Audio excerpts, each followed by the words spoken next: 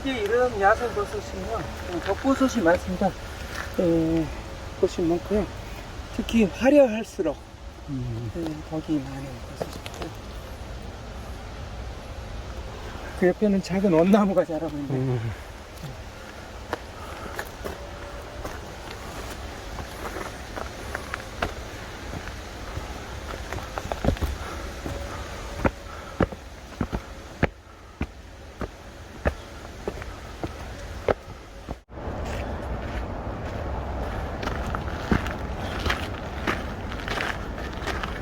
여기 온나무 열매가 있고요. 사실은 이 밑에 덩굴식물 한번 봐볼까요? 이 덩굴식물이 저는 굉장히 지금 안쓰럽습니다. 왜냐면요, 이렇게 자세히 보시면요, 여기도 덩굴손을 만들었어요. 이게 올라가면서 누군가 손을 잡고 싶었던 거예요. 그런데 내주는 손이 없었어요.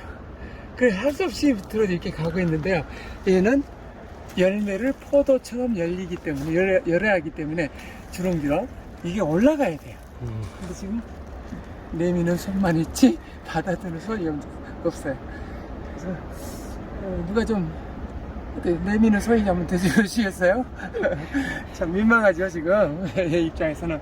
이게 사실은 굉장히 우리가 여기 소나무에 많이 완전해? 알려진 식물인데요. 우리나라의 최초의 시인가요? 청산별곡이, 그죠? 청산별곡에 나오는 식물이에요. 사르리 났다. 머루. 그렇죠. 이게 머루예요. 머루인데 지금 밑으로 이렇게 가라앉아 있는 거죠. 포도처럼 열리죠. 그래서 이런 것들이요, 사실은 이런 손을 따서, 지금 따서 미안한데요, 이게 먹으면요 새콤하니 먹을만 합니다. 애기들 간식이었어요. 머루.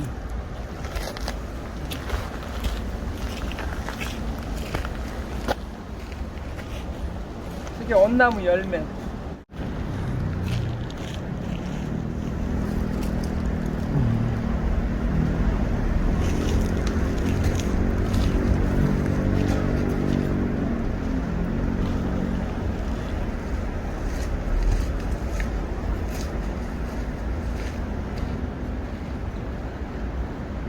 제가 전에 찍었던 사진을 놨던 여기, 자, 날아갈 거예요. 기랍자리. 어떤 게? 뭐가 있어? 아, 저거? 잠깐만. 이게 기랍자리라는 곤충이에요.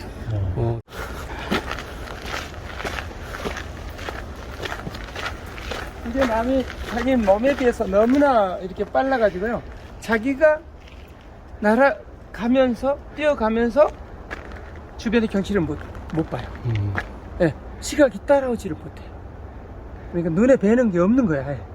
그래서 가서 일단 정신을 차려서 천적이 오나 보자.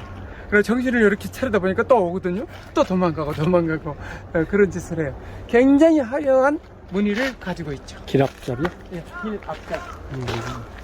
나중에 제가 사진 보내드릴게요.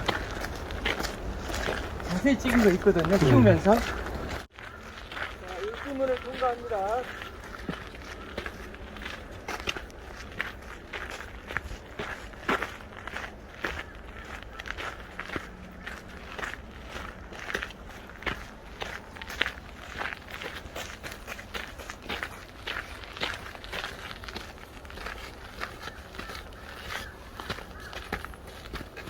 우리나라 전역에서 많이 볼 수 있는 소나무입니다. 지금 이거는 북미에서 왔어요. 북미에서 도입한 소나무인데요, 이 소나무는 지금 일단 나무 껍질은 이렇게 약간 검은색이에요. 그런데 여기 보면은 중간중간에 작은 나무 싹틀이 나와 있어요. 털보죠. 이게 나와 있어요. 이게 나와 있으면서 이 특징은 이게 잎이 3개예요. 이렇게 보시면 이렇게 3가닥이죠. 잎이 3가닥이죠. 이건데 이 나무가 지금 굉장히 강한 나무예요. 소나무 중에서도. 이 나무를 리기다 소나무라고 해요. 리기다 소나무였는데 이 소나무의 특징 중에서 가장 도드라진 생태적 특징 중에 하나는요, 송충이가 먹지를 않아요. 송충이가 먹지 않아서 얘는 송충이 피해를 입지 않은 거예요. 아마 그것이 우리한테는 더 가깝게 다가와서 리기다 소나무를 더 좋아하는지 모르겠습니다. 왜냐하면 1970년대까지만 해도 우리나라의 산림 황폐, 소나무 황폐의 원인 중에 하나가 송충이었거든요. 그 송충이었는데 얘는 송충이가 절대 먹지 않거든. 그래서 이 나무를 갖다가 이렇게 많이 심어놨는데 굉장히 강하고요. 그 다음에 이런 가지들이 맹가지가 굉장히 많아요. 이런 가지들이 많고 이런 게 작은 가지들이 생겨나고 많기 때문에 엉이가 많아요, 안에서. 그래서 이 나무는 목재로 쓰려고 보면은 조금 좀 밉상이죠. 예, 그런 것인데 어쨌든 굉장히 강한 나무이기 때문에 이런 데 지금 꿋꿋이 살아가고 있습니다.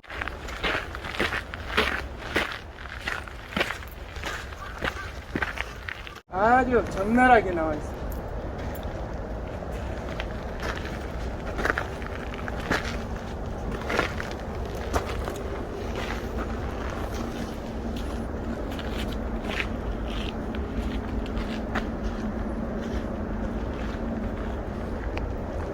여기에 이 소나무하고 여기 리기다 소나무하고 껍질이 이렇게 같이 있으니까 대비가 됩니다. 약간 붉은색이 나고 아까 작은 털들이 없고.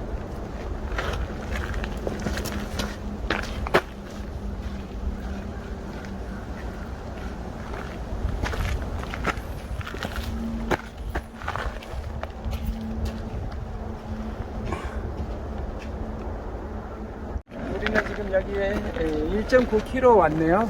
거봉산 우리 둘레길 시작점에서.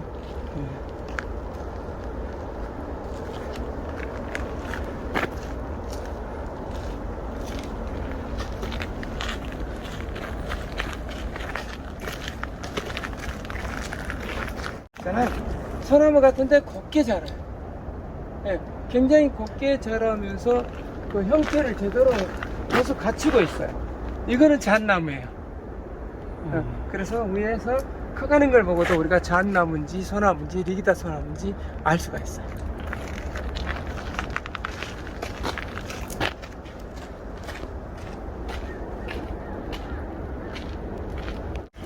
이렇게 보시면 또 잣나무하고 소나무하고 구분돼요. 소나무, 그죠? 여기 리기다 소나무하고 잣나무하고 구분이 되는 거예요. 이게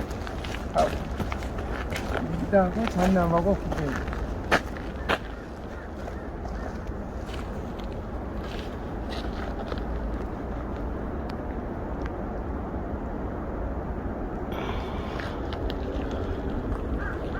다가요, 이런 나무도 만나면 조금 조심해줘야 될 부분이 있습니다. 왜냐하면 가시가 많거든요. 우리가 추어탕 하면 가장 먼저 생각난 게 조미료가 뭡니까? 향신료? 산초가? 산초죠. 산초가루예요. 얘가 바로 산초나무예요. 가시가 있나요? 예, 가시가 많죠. 그래서 산초인데요. 사실은 산초가 우리가 열매에서 나는 냄새나 맛을 잎에서 느낄 수는 별로 없어요. 근데 얘는 느낄 수가 있습니다. 그래서 이거를 냄새를 맡아보면, 잎을 냄새를 맡아봐도 산초 냄새가 바로 나죠. 예, 그렇습니다.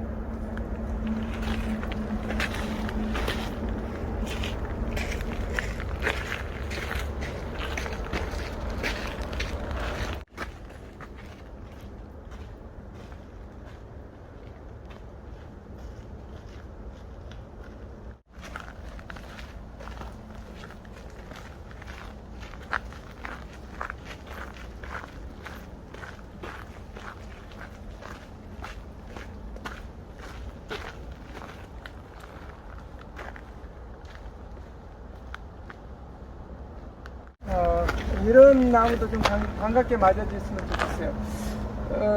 우리 봄이면 꽃부터 먼저 활짝 피는 우리 벚꽃길 있잖아, 벚꽃. 벚꽃인데 이런 산에 있는 주로 이런 벚꽃은 3번 나무라고 합니다.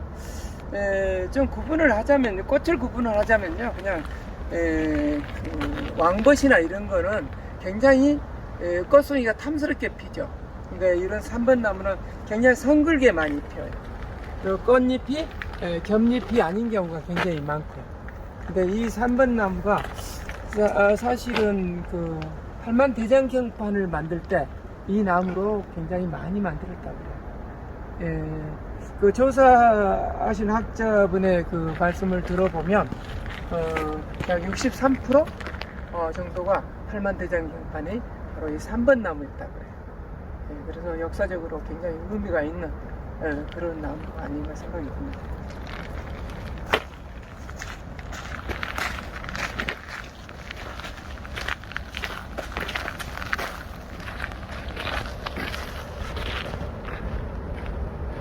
흔적들을 좀 찾고 있는데 안 보이네요.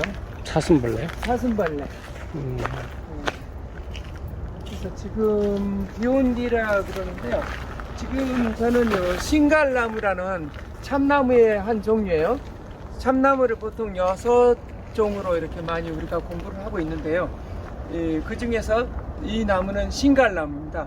참나무는 참이란 말은 아무데나 쓰지 않죠. 그만큼 우리 인간 생활에 많은 도움을 준 나무라고 해서 참이라는 말을 붙이죠. 굳이 한자로 쓴다면 참진자 써서 진목입니다.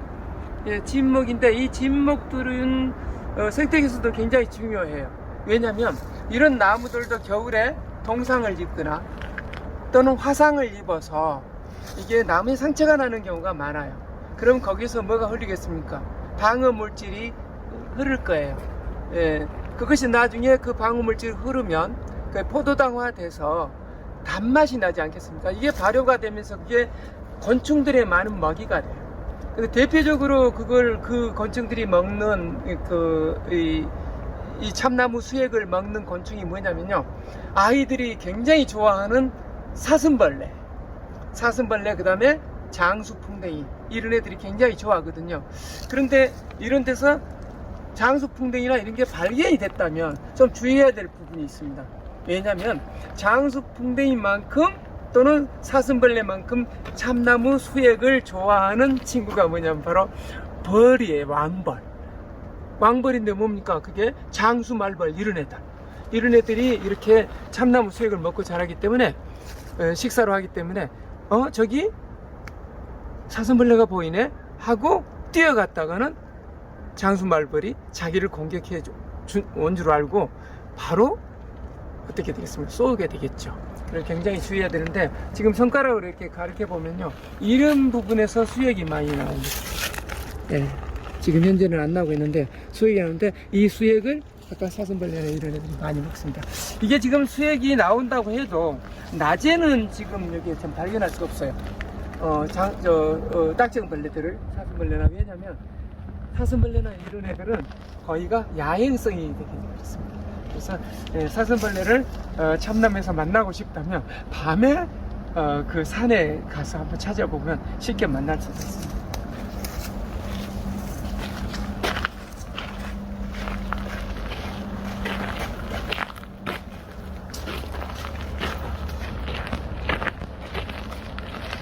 그래서 상수리 나무 열매는 열매 각도예요. 열매집 이렇게 생겨서 이것만 봐도 직경이 상당히 크죠. 그러니 상수리 열매는 얼마나 크겠는가 한번 생각해 보십시오. 밑부분인데 이렇게 크죠.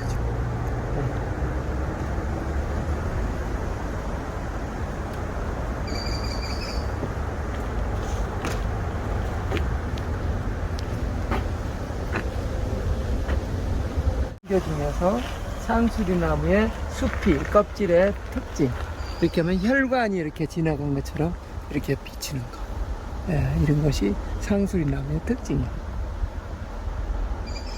이게 혈관 같은 거? 네, 그렇죠.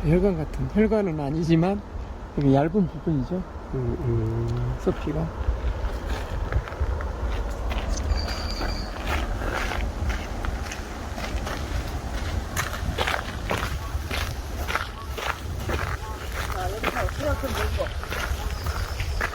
맞죠? 네. 여기서 수락선 여기로 내려갑니다.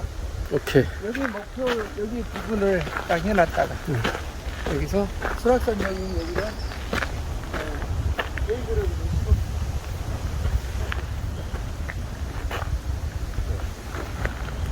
밖에 안 돼요.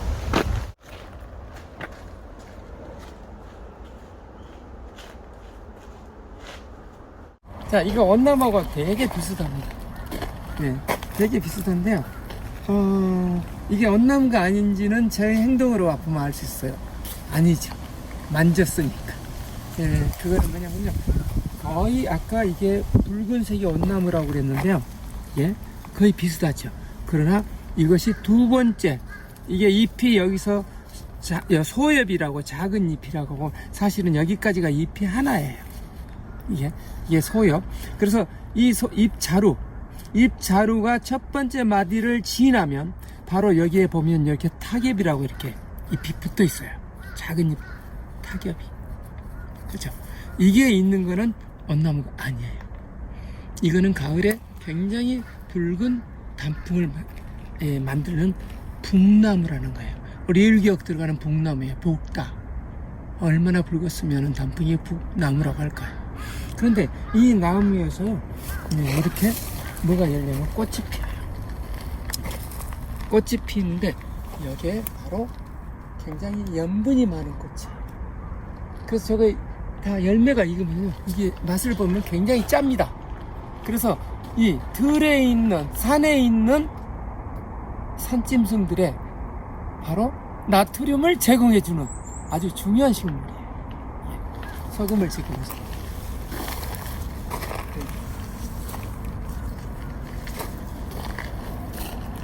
그리고 아까 밤나무에서처럼 여기에도 어떤 벌레가 여기다가 충형을 만들 수가 있겠죠. 벌레집을 만들 수가 있겠죠. 그게 벌레집이 상당히 크게 나타나는데요. 우리가 발견하기는 굉장히 어렵습니다. 그만큼 그 벌레집을 발견하기가 어려워요. 없는데 저도 강원도에서 한번 발견을 했는데 인제 가가지고 이 벌레집은 따로 부르는 이름이 있습니다. 어배자라 그래서 어배자. 그래서 한방에서 굉장히 비싼 값으로 거래되는 그런 그 벌레집 충형이에요.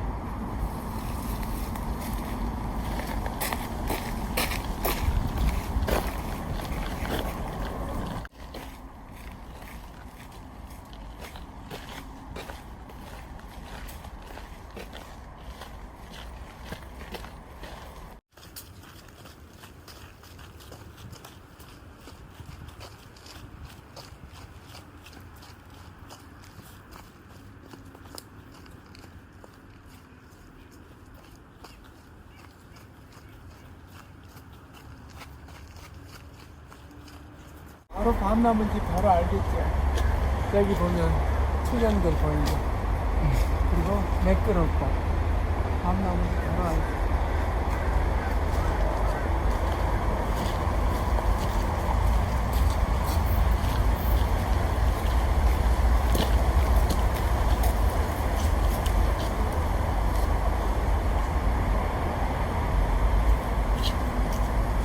이 나무가 좀 생김새가 지금 장소를 조금 잘못 잡아서요. 이 나무 틈새에 잘못 잡아서 그런데요. 이 나무도 상당히 거둔 나무입니다.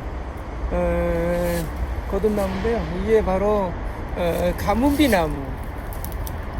가문비 나무라고 들어보시는지 모르겠어요. 이게 가문비 나무인데요. 이게 자리를 좀 잘못 잡아가지고 잎이 좀 무성하지는 못하네요.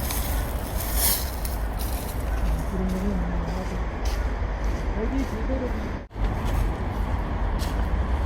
아까 이게 가문비나무.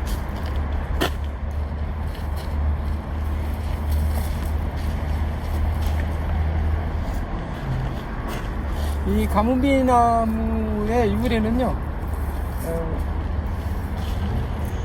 이 숲이가 검게 보인다고 해서 검은 피부, 그래서 흑피 나무가요 검은피 하다가 가문비로 이렇게 우리가 불리고 있는 그런 나무죠.